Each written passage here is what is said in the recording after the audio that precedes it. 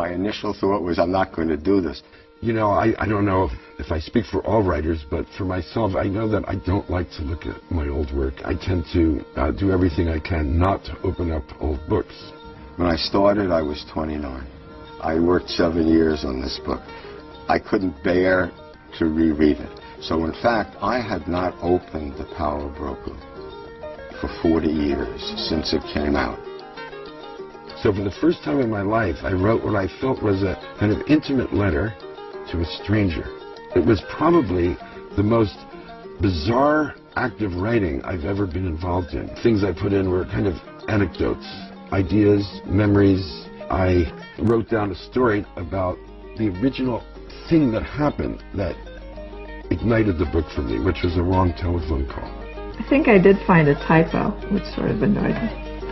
But I'm not going to say where it is. I corrected it, though. I had people telling me nobody's going to read a book about Robert Moses, but I just felt it had to be done because no one understood where this power came from.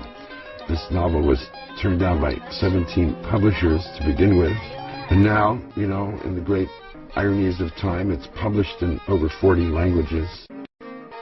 It was very moving for me to turn the pages. Looking back on it, you remember how broke you were, you know, and the rent every month, you know, month after month. There are elements in this book that go all the way back to 1967, 68, when I was 20 years old. I carried them around with me for so long. I would remember writing and rewriting a paragraph over and over again, and it was as vivid as if I was doing it 40 years ago. I always see something that could be better.